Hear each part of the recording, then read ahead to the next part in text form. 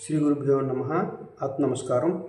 పుస్తకములు చదువ పూర్ణత్వముపదు, హృదయ సంపుటములు చదవవలయు. పారిశుధ్యమొకటి పరమాత్మ చేకూర్చు, కాళికాంబ హంస కాళికాంబ. శ్రీమద్ విరాట్ వీరబ్రహ్మేంద్ర స్వామి వారు మనకి భగవంతుని దర్శించడం ఎట్లా, నిన్ను నీవు తెలుసుకోవటం ఎట్లా, నిన్ను నువ్వు తెలుసుకో అని చెప్తారు. ఏ విధంగా తెలుస్తుంది? పుస్తకాలు చదివితే తెలుస్తుందా?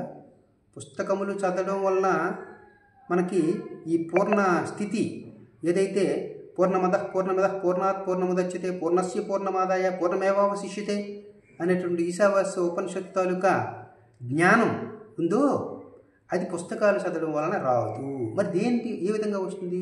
హృదయ సంపుటములు చదవవలయు. మనుషుల తాలూకా మానసిక స్థితిని తెలుసుకోవాలి. సరే, మనుషులందరి స్థితి వద్దు, మనల్ని మనం మన స్థితి తెలుసుకోవాలి. ఏ విధంగా తెలుసుకోవాలి? పారిశుధ్యమొకటి పరమాత్మ చేకూర్చు. పరిశుద్ధత, మనసుని పరిశుభ్రం చేయాలి. ఏ విధంగా మనసును పరిశుభ్రత చేయాలి? ముందు నీ మనిషిని పరిశుభ్రత చేసుకో. మనిషిని పరిశుభ్రత చేసుకోవడానికి స్వామివారు ఏం చెప్పారు? షట్చక్ర సాధన. షట్చక్రాలు మనలో ఉన్నాయి. ఏమిటి? మూలాధారము, మూలాధారంలో గుదస్థానము, యూరినరీ బ్లాడర్, గుదస్థానము ఉంది. తరువాత స్వాదిష్టానంలో యూరినరీ బ్లాడరు, గర్భసంచి, మణిపూరకము, కిడ్నీలు, ప్రేవులు, చిన్న ప్రేవులు, పెద్ద ప్రేవులు, ఈ వ్యవస్థ ఇవన్నీ పరిశుద్ధం జరుగుతాయి నువ్వు ఈ సాధన చేసుకుంటే. అనాహతం, అనాహతంలో ఊపిరితిత్తులు, గుండె, ఫ్రాంక్రియాస్ ఇవి పరిశుద్ధం జరుగుతాయి నువ్వు ఈ సాధన చేస్తే. అంతవరకు కూడా ఈ సాధన చేయాలి. తరువాత విశుద్ధం, విశుద్ధ చక్రములో థైరాయిడ్, ఆహారవాహిక, అన్నవాహిక ఇవి పరిశుద్ధం జరుగుతాయి. 72,000 నాడులు కూడిక కలయిక 72,000 నాడులు పరిశుద్ధం జరుగుతాయి ఆజ్ఞా చక్రంలో. మనస్సు నిర్మలత చెందుతుంది సహస్రార చక్రంలో.